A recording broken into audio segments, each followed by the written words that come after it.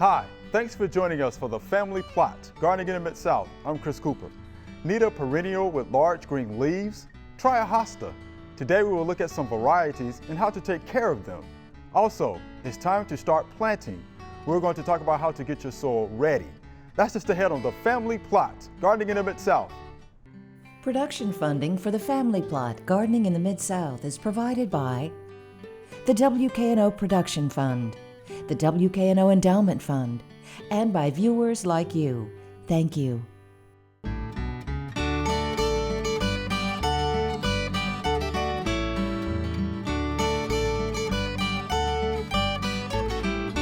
Welcome to the Family Plot. I'm Chris Cooper. Joining me today is Jim Crowder. Jim is a horticulturist at the Memphis Botanic Garden, and Mr. D is here with us. Howdy. Thanks for joining us. Glad to do it. Mr. Jim, we're glad to have you here today. Thank you. We have a lot of hostas on the table. Can you tell us a little bit about hostas? By jingy, I can. Yes, I can. Okay. Well, first thing, hostas prefer shade. All of them prefer shade. There are some that are quite sun tolerant, but even by the end of August, even those look a little ratty. So to have your best looking hostas, shade is always the best option. Okay. And the nice thing about them is they'll tolerate extremely dry shade right up on the trunk of an old tree, and they'll make their own space and come back year after year, where a lot of plants just won't take the competition from the tree. So they're great plants for dry, shady areas. A lot of good plants to go with them, but there's so much variation in them too, with either variegated yellow or variegated white, whether the yellow's in the center or on the edge, the heights, the flower color. Some are purple, some are white. There's one called Aphrodite that's a double white that's very fragrant. Okay. So there's a wide range of options with them. And so we brought a few here just to give people an idea. We'll start maybe with the minis over here on the corner. Minis are what it says, very, very tiny hostas, and most of them don't get very big at all.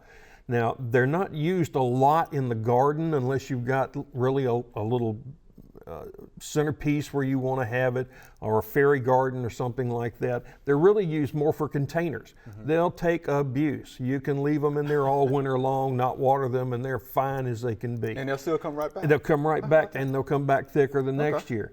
So, and most people overlook that in container plants. If you'll use 2 or 3 perennials, even combinations of hostas, all you got to add is a couple of annuals, and you got season-long color, with the foliage and the hostas. So it's really a great plant to complement your patio sets, or patio plantings, or in the garden. If you've got a really dark area, some like this one we've got right here, Designer Jeans. This is so bright yellow. It is. And it's Designer Jeans, Genes. Okay.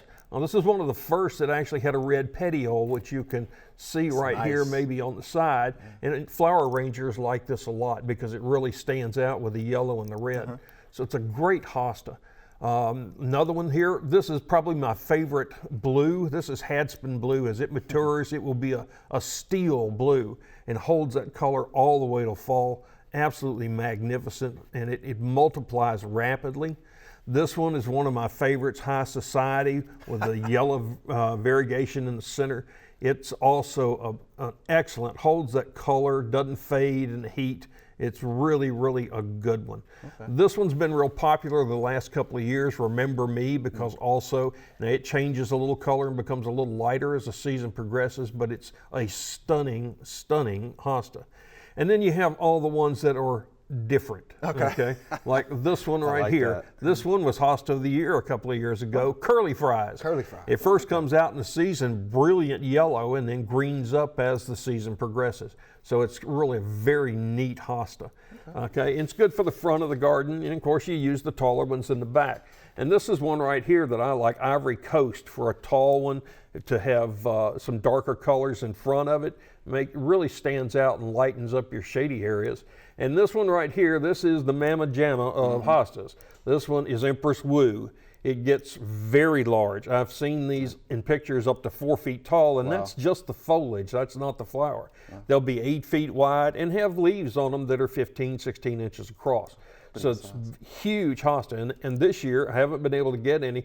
There's a variegated one called, are you ready? Woohoo.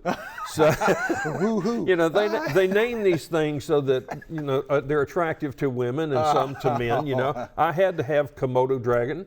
Yes, I had to have sure. Captain Kirk. Oh, okay, yeah, that's a hosta. I like that name. I had to have Jurassic Park. Oh, okay. You know, but there are so many of them that have names that, you know, you could care less what they look like. Right, You just right. want them because of their names. So these are great, these are great nice. perennials that come back year after year. How many varieties are there? Well, gosh, probably 4,000 or better. That's a lot. Yeah. That is a At the lot. Botanic My Garden goodness. plant sale, we'll have 208 varieties and maybe more by the time the plant sale gets here. Okay. But we've got all shapes, sizes, colors. And the really neat thing is so many of them will sport additional ones. I've got right now some Francis, which is normally a very light white edge around it. It's sporting solid white leaves. So, and hopefully it'll have some green in it to support that. So, but you know, my luck, it won't. It'll fold. But it's really, really cool to see these unique color patterns come out. One time I had a sage, which looks very much like this, that turned out solid yellow, and it was great. And one that even was half yellow, half green. You know, it did that for the first 4 or 5 leaves, and then it would get out of it, and did that every year. So, That's kind of pretty unique cool. to watch them. Yeah. Okay. Now, we're talking about hostas, of course. Let's talk about voles. Oh, 'Cause voles. Anytime you talk about hostas, people Yeah. think about voles. That's right. You Okay. know, they will pick out your most expensive hosta and then work right down the price list. Okay. You know, they like to tunnel under mulch, Okay. or they like to follow mole runs, okay? So that's what you first things you want to do. Avoid mulch, okay? That way Avoid they mulch, don't like to get out in the open, okay? So if you'll avoid that. What about any other diseases that we need to know about? Well, there when it are a comes few to hostas? diseases that hit them. There was one that came out a few years ago, virus X, and it manifests itself differently in different hostas. Some you wouldn't know it even had it. Some it would cause them to be very corrugated. Some they would get streaks or ripples in them, so it varied from each one. But it was only moved by man, basically. If you got the disease on your cutters cutting off, you could pass it to another one. It did not seem to appear to be spread by insects. And the nice thing was, you throw it, dig it up, throw it away. You can plant another one back in there because it doesn't seem to move back into the roots in any way. Okay. So That's good news. yeah, in fact, there were half a dozen new cultivars entered that actually were just virus X mutations of old ones. So once they figured that out, they weren't cultivars anymore. So yeah, pretty cool things. And one thing you can also do is some hostas, like, and this is one right here, doesn't like to produce pups, little ones off the edge. And you see these right here are already doing it to my right. So what you can do is when the pip comes up early in the spring, you can just see it, take a razor blade and make an X in it. Cut through that basal plate that you'll see right there near the ground level, and you'll get one to come off of each of those. So you get 4 pips instead of 1. That's called raw sizing, and it's a real good way to thicken a hosta quicker that's not cooperating. Okay, so razor blade make an X. They make an X in through that bud, just like you're cutting right straight down into it. Yeah. Okay. Now, will these hostas be available to the public? By Jingy, I'm glad you asked that too. Okay, yes, all of these are grown by our volunteers at the Memphis Botanic Garden. We have created a little volunteer nursery over there that's 100% run by, and done by volunteers.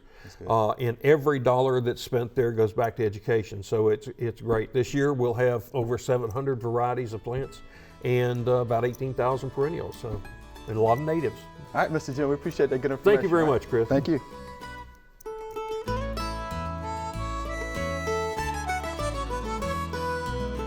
Okay, it's harvest time for the radishes. We got some good radishes in here and we got some bad radishes. This first one right here is a good radish. It's a little split, and that comes from uneven rainwater. But you notice that the foliage is small, the radish is big, and that's just clean it up a little bit, cut out the bad parts, and it's totally edible. We'll move along a little bit further, and here is a radish that's beyond being good. Notice that it has developed, it's bolted, and notice it's got a little seed head on it. That means that this is going to be tough and pithy, and probably best thing for it is to put it in the compost pile. And like all root crops, you want to use a low nitrogen and a high phosphorus potassium fertilizer like 6-12-12. All right, Mr. D, let's talk a little bit about soil prep. So where you want to start with that? The best place to start with soil prep is by getting a soil test. That's all right. the best thing, you know. That's right. Don't guess soil tests. And the best time to do that is now, if you haven't already done it. It's always best to do it in the fall if you're you know, under ideal conditions. And the main reason that you want to do it early is because you're going to get a recommendation on lime probably. Your soils tend to be slightly acidic in our neck of the woods, and most garden vegetables need a relatively high pH between 6 and 6.5, and it takes lime a couple of months, 2 or 3 months, to bring the soil pH down. Now, with that being said, if you haven't done that, go on and let's do a soil test now, and then you go on and plant your garden. And it's best to put lime out now than not to put it out at all, if your soil needs it. Now, the only time I've seen cases where you did not need lime, you know, once every 3 years, 2 or 3 years, is if you scatter your garden ashes regularly, you know, ashes from your fireplace or from your fire pit out in your garden spot. But you need to remove vegetation from you know, where you're going to plant your garden, and you can do that with a tiller. You can do it with you know, chemicals if you want to, or a hoe, or you know, something like that. You need to remove any unwanted vegetation and get in there and till the soil. Do not do that when it's wet. Right. And you know, clods are, if your soil has a you know, fairly high level of clay, and if you can pick up a wad of it and squeeze it and water comes out of it, you don't need to be out there working in it. You know, give it a little bit of time and let it dry out. Because those clods, when they form, if you work the soil when it's too wet, they will stay with you throughout the growing season, and you know, they don't just dissolve, unfortunately, and it interferes with the soil seed to root. The seed to soil contact and root to soil contact. So make sure your soil is dry enough to work, you know, when you get out there and work it. Till it, you know, work it up. If you want to try to garden a little bit earlier than normal, you can throw ridges up in the fall, 6 to 8 inches tall, you know, or pull ridges up with a rake. You can do all these with hand tools, and that will allow the soil to dry out a little bit quicker, and it'll be a little bit warmer. In the springtime, you know, if you're gardening on ridges, you can do that. You know, back in the old days, we would go in there with a breaking plow and break it, and then we would disc it, and then we would drag a harrow across it, and then lay out the rows, and you know, put the seed in the ground, and that all of those things could be spread out over months. You could break it in the fall, you know, disc it in the spring, or you could do all of that at once. So there's a lot of different ways to prepare your soil. The soils that we have in this area here in the Mid-South, for the most part, tend to be pretty good soils. Right. We do have some soils that may be a little high in clay content. If you have a Sharkey, a gumbo, you know, bless your heart, you do need to amend that with organic matter and maybe some sand and things like that. But if you have a silt loam, and you can look at there's a soil survey in every county, in every state of the union, and you can go and if you don't know what type soil you have, you may think you know what type soil you have, but if you go look at your soil survey, you'll be able to determine exactly the name and you know, what type of soil that you have. But a lot of people in this area automatically assume that they have too much clay in their soil. Clay is a very valuable component of soil. It helps in the water holding capacity of the soil. So you need some clay. Helps hold nutrients. And the only place that we have really the Sharkey soils and the gumbos really are in the river bottoms. And if you happen to have a house that was built in a river bottom, then you may have a very, very heavy clay soil. But most of the soils are silt loams, you know, wind deposited loess type soils. And they're just ideal for growing things. And if you don't believe that, look at the size of the trees that you have growing around your yards and in the neighborhood and things like that. Right. I actually heard Mr. Jim mention that before in one of your talks. I mean, you have to have a little clay in the soil, clay is right? good. Yeah, Clay is good. The main thing is that you want to grow plants that enjoy that. Right. There are a lot of plants that don't like that thing that we sell in the nurseries, and so a lot of people fail with plants just because it needs to be up elevated. It needs a much sandier soil, drain much faster. Percolation rate through our clay is very low, very slow. And when you dig a hole, and particularly if you over improve it by putting lots of what you think is good stuff in there, it just becomes a soup bowl of water, and then the plant just drowns basically. Good point.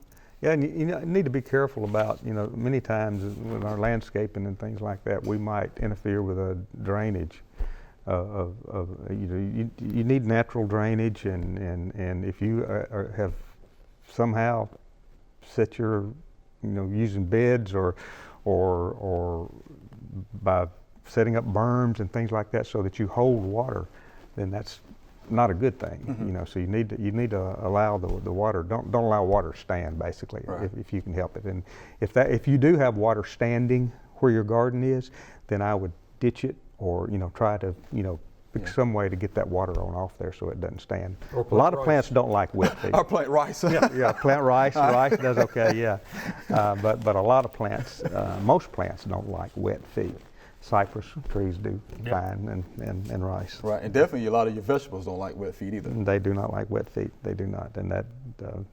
But if you do all that, soil test. Now, if you haven't soil tested, then you can put. I hate to do rules of thumb, but there is a rule of thumb. If you want to put a garden, and you can garden now. I mean, you could have been gardening all winter. There are cool season vegetables that grow, onions and radishes and things like that. It's not too early to start gardening right now. However, there are a lot of vegetables that you don't want to put out until after the average date of the last killing frost. Right. And that's getting close. It won't be long, and it's going to be time to go with everything.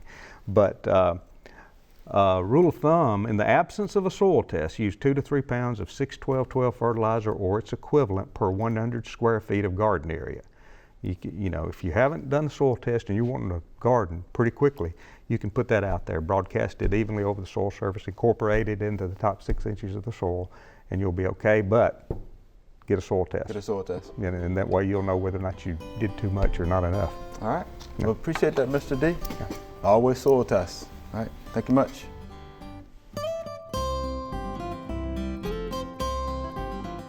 Well, our rosemary looks pretty dead because there's no leaves, but I'm going to show you 2 ways to find out whether or not your plant made it through the winter.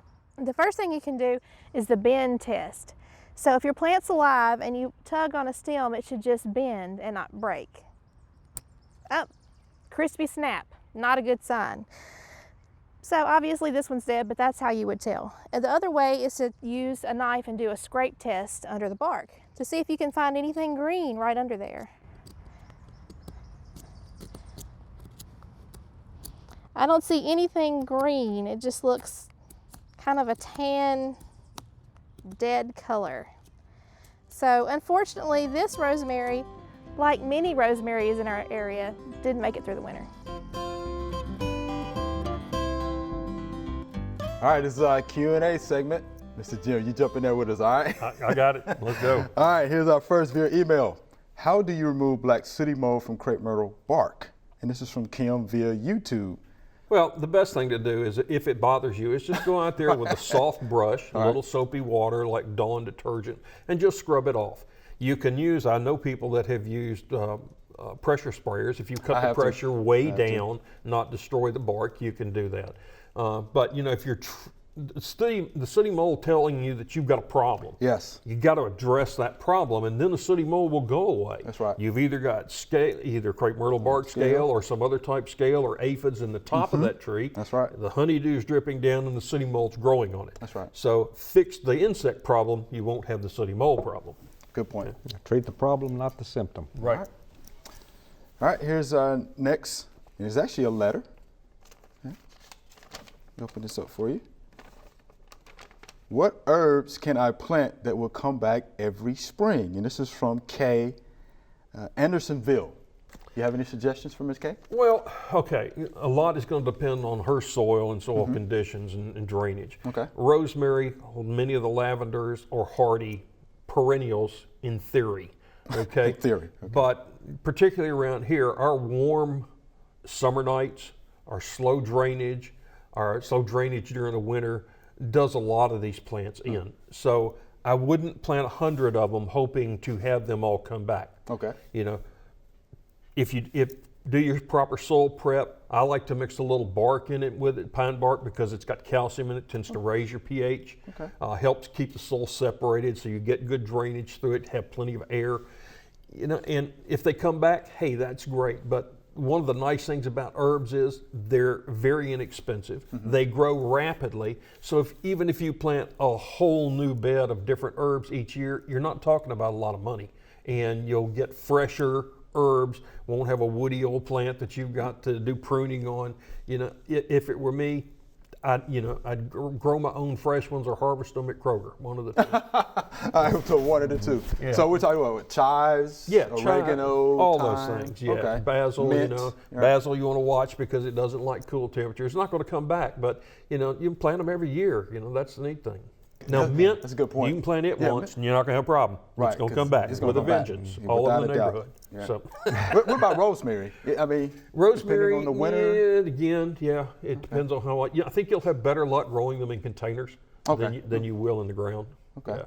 All right, but definitely good drainage. The bark, putting bark. Okay. Love pine bark. It's one of the best. Mother Nature lets all these trees and stuff fall to the ground, and like, oh, gee, what a good plan. So that's what I try to use. All right, Yeah. makes sense. All right, so hope that helps you out, Ms. Kay. Here's our next via email. I have some daffodils growing all over a hill by an old house. How do daffodils get scattered naturally?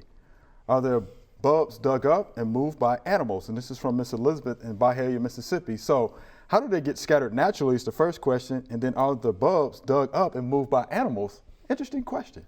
I'm pretty sure your dog's not transplanting them, okay? right. Typically they come up from seed, okay? As they produce seed over the years, those will flow different areas.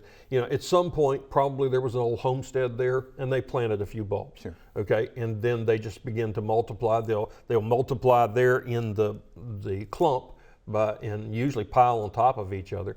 But they'll increase that way, and then usually you'll have seed that will flow away and they'll pop up elsewhere. So that's primarily the way they spread. Okay. I go along with that. And one thing that may take place from time to time is if some cultivation goes on in areas close to home sites, because I've seen like it scatters down a road or down a field, and I wonder if a bulb got hung on a disc or a breaking flower. Some man mechanically could have moved some of those bulbs accidentally down through there. But for the most part, I'd say seed. Yeah. Okay. Either way. And your dog is not doing it, right? I'm pretty sure he's not digging them up and transplanting. I don't think squirrels dig them Now, up and move I them. did have a Labrador one time that if I put a little bacon grease on the ground, he'd dig a hole for me. But, I haven't been able to get him to plant anything. You yet. can't plant that? Looking for the rest of that hog. All right, so there you have it, Miss Elizabeth. All right, here's our next via email. Can you tell me what this bush is?